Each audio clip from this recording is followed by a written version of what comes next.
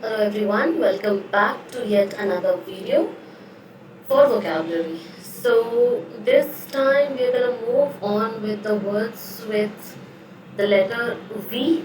V से हम सारे words cover करने वाले हैं and already हमने कई सारे words cover कर लिए हैं, कुछ हम proceed करने वाले हैं और कोशिश करेंगे एक दो वीडियो में wrap up कर दें हम V को and we can move to the next letter W. Now यहाँ पे आपके लिए एक टास्क है जो मैंने आपको पहले भी बोला हुआ था. What you need to do is कई सारे आप ऐसे वर्ड्स आप सीखने वाले हो जिनके मीनिंग्स पिछले जितने हमने वर्ड्स किए हुए हैं ना उससे मिलते जुलते हैं. आपका टास्क रहेगा कि आप ये फाइंड आउट करो कि कौन कौन से वर्ड्स एक दूसरे के सिनोनिम्स हैं, कौन कौन से वर्ड्स एक दूसरे के एंटोनिम्स हैं, एटसेट्रा एटसेट्रा. ठीक है, this is going to help you a lot in the long run. आपको अलग से सिनोनिम्स एंटोनिम्स बहुत ज़्यादा सीखने की ज़रूरत नहीं पड़ेगी अगर आप इन्हीं वर्ड्स का इस्तेमाल करके antonyms and synonyms figure out करने लग जाते हैं. That would be more than enough. ठीक है, so let's begin with the first word of the day, and the first word we have today is vanguard. Okay, there's a very interesting animated picture or video that you can see, clip you can see. सो इसी से आप थोड़ा बहुत idea ले सकते हो कि क्या ही होता होगा ये. वैनगार्ड का मतलब होता है a creative group active in the innovation of new concepts. एक कोई ऐसा ग्रुप जो नए कॉन्सेप्ट्स को इनोवेट करने में हेल्प करते हैं या फिर नया क्रिएशन, नए तरह के कॉन्सेप्ट्स आइडियाज पे वर्क करते हैं एंड उस पर कुछ अमल करते हैं. उसको वैनगार्ड का, उस ग्रुप को वैनगार्ड कहा जाता है. Panicked curators, artistic directors and art critics are warning of London's potential fall from the vanguard of the global arts scene. आपको हर एक वर्ड के साथ आपका जो यूजुअल टास्क है वो मेंटेन रहेगा. You need to note down the word, the meaning, the sentence that is given here. इसके बाद आपको टेस्ट अटेम्प्ट करना है जहाँ पे you will have one more sentence with this particular word. उस सेंटेंस को भी आपको क्राफ्ट करके रखना है, प्लस आपको 2 सेंटेंसेस अपने तरफ से भी लिखना है. ठीक है, this is how you gonna go with each and every word that I teach you. Next word for the day we have is vanquish. Vanquish, vanquish का मतलब होता है defeat in a competition, race और conflict. Defeat कर देना. The unconquerable organ had been conquered. A ruthless enemy was vanquished. मतलब defeated. Next word we have is vantage. Vantage. Advantage होता है ना, उसमें से add हटा दो तो जो pronunciation होता है exactly वही है इसका.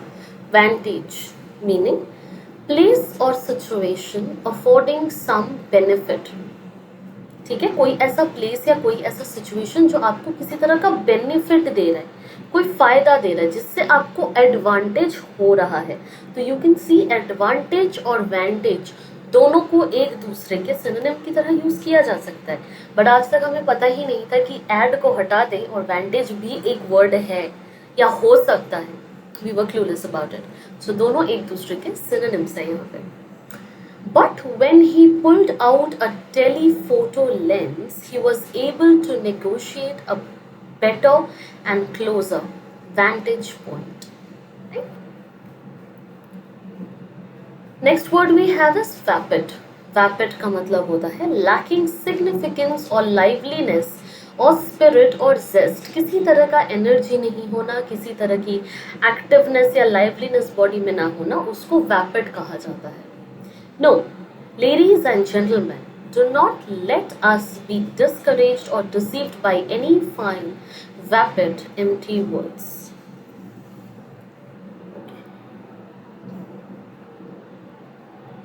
Next word we have is variegated. Variegated का meaning है having an assortment of colors. colors को assort करने का एक आइडिएशन अगर आपके माइंड में होता है, अगर colors को आप डिफरेंटली अरेंज कर पाते हो, assort कर पाते हो, उसको variegated कहा जाता है.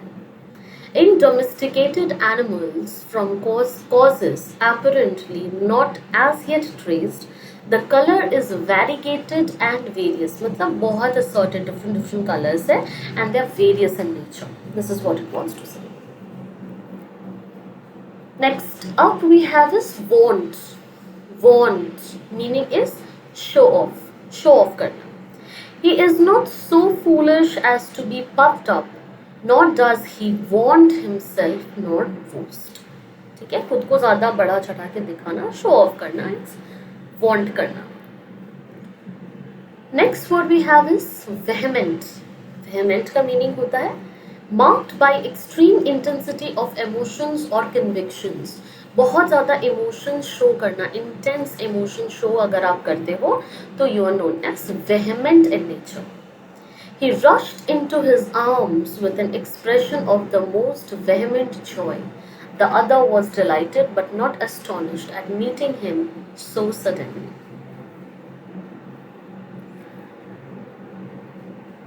Next is venerable. Venerable meaning profoundly honored, किसी को honor करना. ठीक है. Surely an evangelistic word होता है. Please find out the meaning of the word evangelist. Incident attested by so many such respectable and such venerable witnesses as these is clearly above suspicion.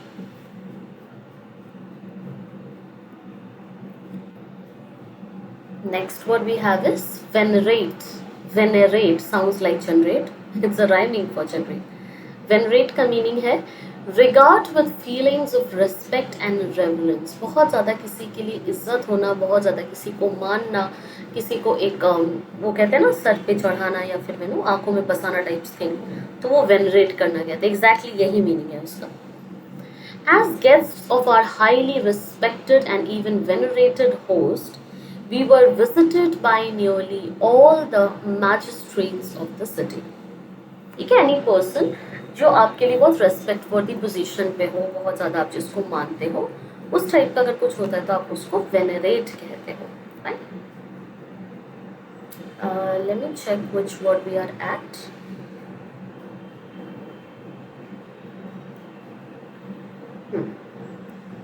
This is the last word for the day, which is verbose. Verbose.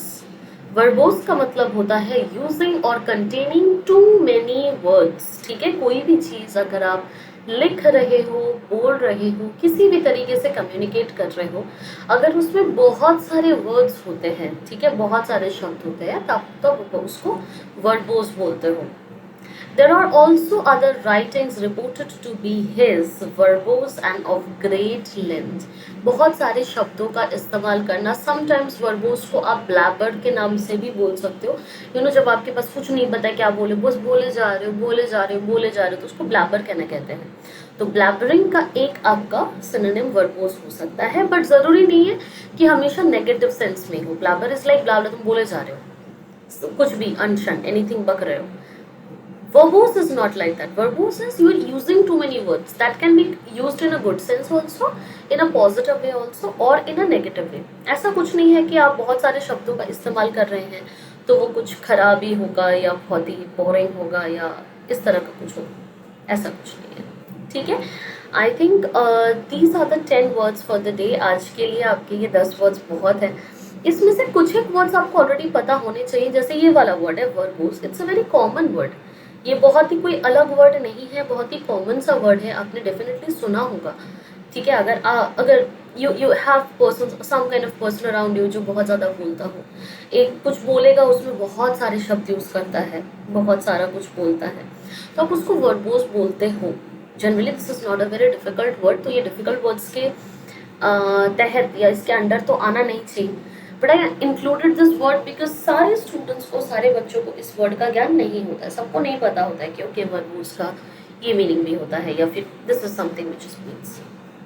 ठीक है. So it's a very good word. Verb is a root word as well that means words. तो आप और भी जैसे verbal हो गया, जैसे हम वर्बलेबिलिटी पढ़ते हैं तो वो भी वर्ब से बना है, शब्दों का मेल. ठीक है, शब्दों का मेल, शब्दों का खेल, however you understand it. So these are the 10 words for the day. We can take a break here.